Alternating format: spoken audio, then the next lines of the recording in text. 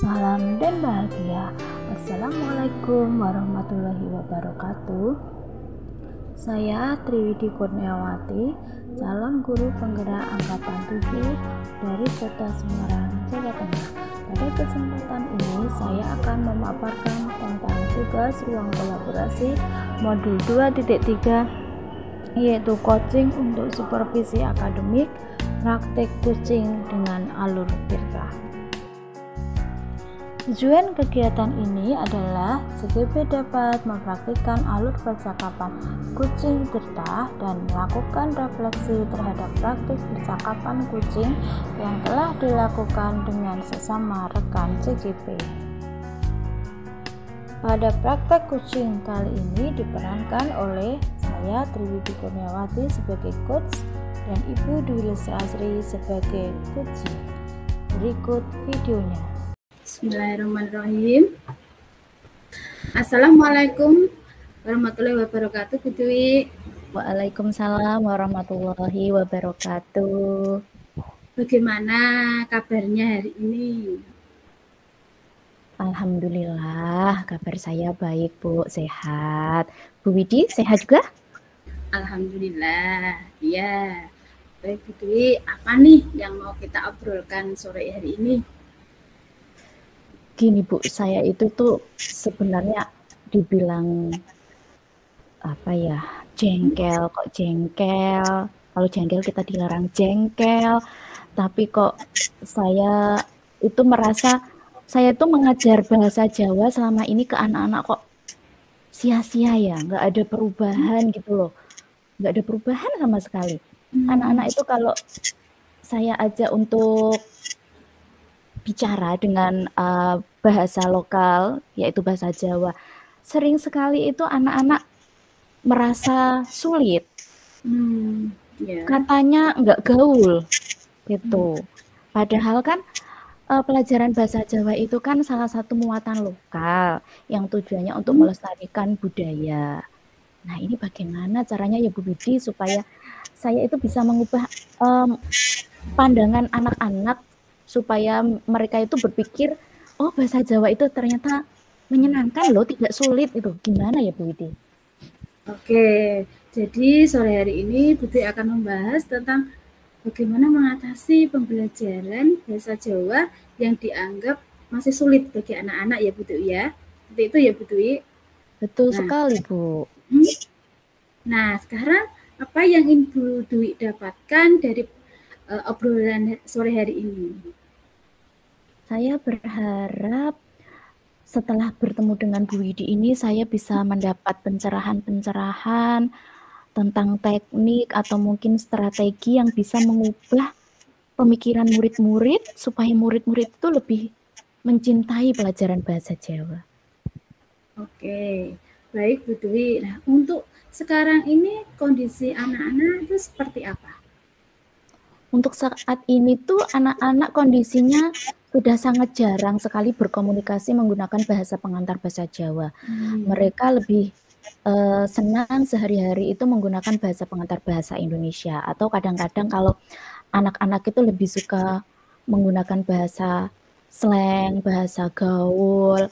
Kalau yang agak intelek juga lebih suka campur-campur dengan bahasa Inggris. Sehingga saya merasa itu anak-anak sekarang kondisinya semakin menjauh dari budaya Jawa, Bu. Nah, kira-kira menurut Bu Dwi, apa yang mempengaruhi hal itu?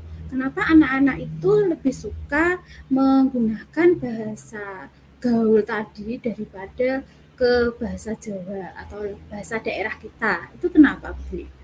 Kalau menurut saya sih itu pengaruh dari globalisasi ya Bu, yaitu dengan lebih mudahnya anak-anak menerima informasi dari berbagai penjuru, entah itu dari dalam negeri maupun luar negeri, dengan semacam banyak gempuran budaya-budaya dari luar negeri seperti Jepang, Korea, Amerika, Inggris, itu anak-anak lebih seakan-akan itu lebih memandang wow terhadap budaya-budaya di luar budaya Jawa. Ya, baik. Itu pengaruh dari globalisasi ya Bu Dwi ya.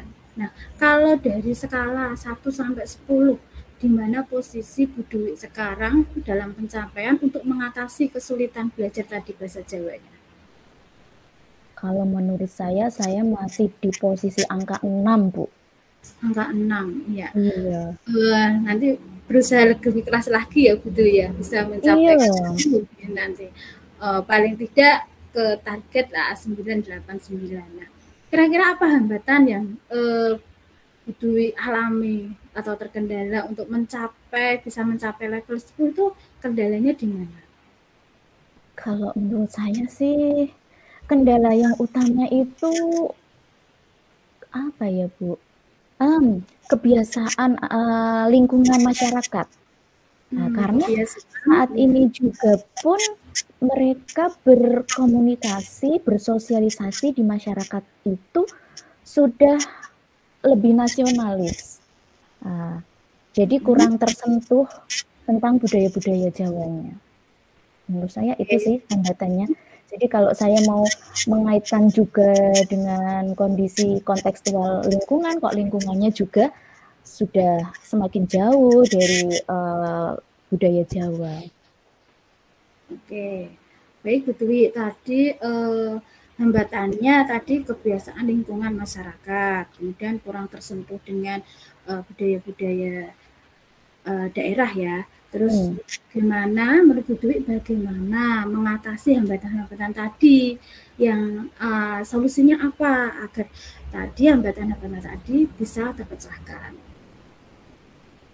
Kalau saya gini Bu, saya tuh punya ide. Tadi kan karena pengaruh globalisasi ya, anak-anak itu sekarang lebih suka belajar bahasa Korea, bahasa Inggris, bahasa apalagi itu bahasa Arab mungkin sekarang sudah agak-agak dipelajari oleh anak-anak. Nah, ini saya berencana setiap kali pelajaran bahasa Jawa itu saya ingin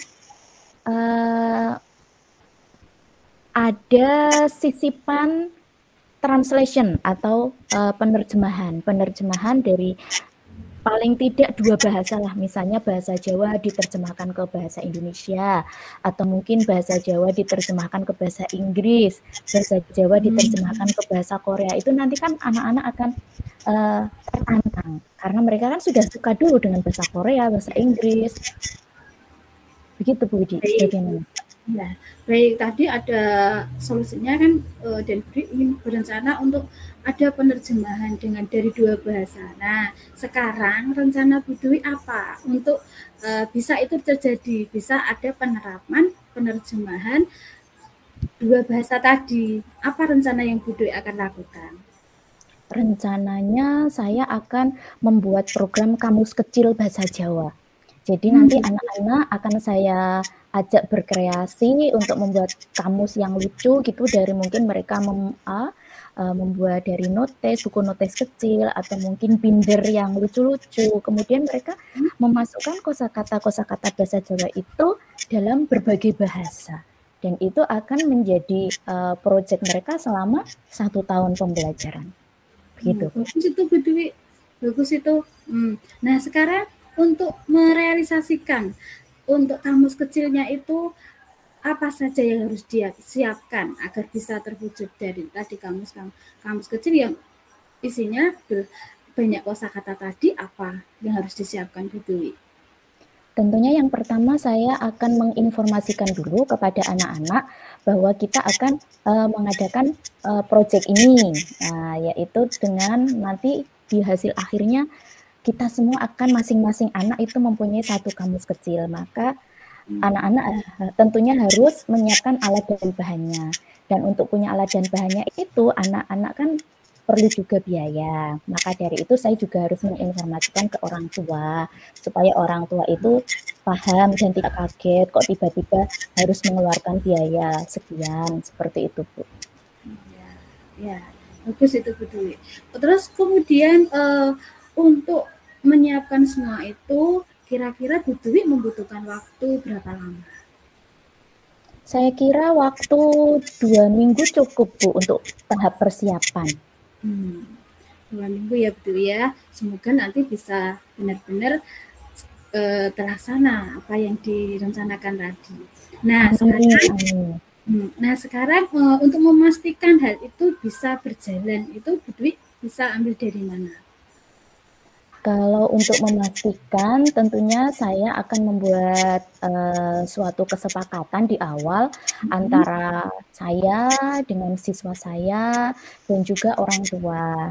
Kesepakatannya bunyinya bagaimana, bahwa kalau dari orang tua itu pernyataan bahwa mereka akan mendukung dan mengawasi anak-anak selama pembuatan ini dan mendampingi selama proses pembelajaran muatan lokal bahasa Jawa ini.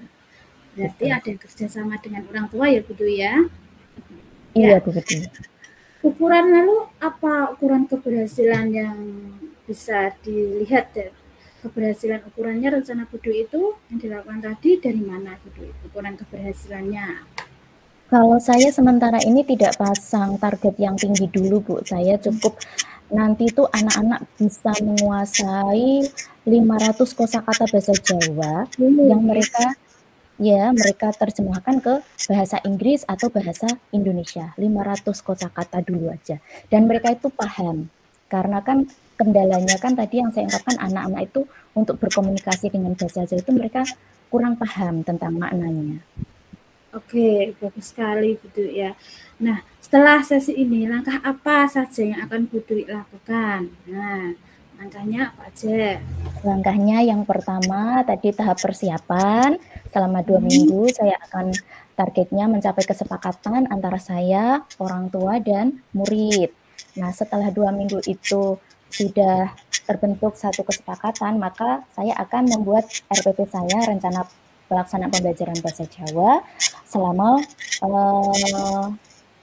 mungkin 1 bulan dulu, untuk berarti untuk 4 kali pertemuan. Nanti akan saya lihat, saya evaluasi setelah 4 kali pertemuan ini ada kendala apa dan saya perlu melakukan tindak lanjut apa. Begitu, Bu. Oke. Nah, kira-kira mau dilaksanakan kapan nih, Bu Dwi? Saya akan melaksanakan secepatnya, Bu. Jadi minggu depan saya akan mulai aksi. Ya, bagus sekali ini Bu Dwi. Langsung ya. Ya. Terus siapa saja nanti yang bisa kiranya membantu untuk keberhasilan ini? Ada dukungan dari siapa saja menurut Bu Dwi? Kepala sekolah, Bu, harus mendukung. Nanti saya akan berkomunikasi dulu dengan kepala sekolah supaya paling tidak menyampaikan ke komite. Nah, nanti kan komite secara tidak langsung mensosialisasikan ke wali murid. Jadi secara umum nanti akan ada dukungan. Selain itu juga orang tua itu karena sudah mendapat sosialisasi dari komite, orang tua akan mendukung. Dan juga nanti mudah-mudahan saya bisa melibatkan teman sejawat saya untuk mungkin saling tanya jawab atau saling memberi inspirasi. Oke, bagus sekali. Baik Bu Dwi, setelah kegiatan obrolan sore ini, apa saja yang bisa Bu Dwi simpulkan? Apa pengalamannya, apa wawasan yang bisa ditambahkan tadi, apa saja? Wah, dari pertemuan sore hari ini saya akhirnya mendapat pencerahan juga ini, Bu Widi. Yang pertama tadi kan saya gregetan ya, saya itu bagaimana anak-anak supaya bisa lebih senang belajar bahasa Jawa, supaya lebih cinta dengan budaya Jawa. Nah, ini akhirnya saya mendapat ide, yaitu untuk mendapatkan strategi membuat proyek kamus kecil bahasa Jawa dalam penerjemahan ke bahasa lain. Nah, itu sudah ide yang sangat luar biasa. Dan juga saya akhirnya bisa merencanakan dengan pasti, oh ini saya akan laksanakan secepatnya. Minggu depan saya akan laksanakan. Dan itu merupakan suatu penguat motivasi bagi saya. Terima kasih, Bu Widi. Ya, bagus sekali Bu Dwi. Oke, sekarang setelah ini apa perasaan yang Bu Dwi rasakan setelah kegiatan sesi obrolan ini? Perasaannya bagaimana? Perasaan saya sekarang sudah tidak jengkel lagi, malah berubah menjadi semangat, karena saya yakin dengan semangat saya akan membawa angin perubahan untuk murid-murid saya. Siap, semangat ya Bu Dwi. Kita akan nanti semoga bertemu kembali menceritakan keberhasilannya Bu Dwi. Anak-anak bisa membuat kamus kecil dari 2 bahasa dengan 500 kosakata. Gitu ya. Saya doakan semoga rencana Bu Dwi yang telah disusun tadi dapat terwujud. Terima kasih Bu Widi.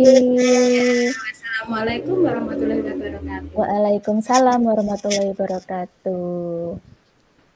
Terima kasih. Salam guru penggerak, tergerak, bergerak, menggerakkan. Wassalamualaikum warahmatullahi wabarakatuh.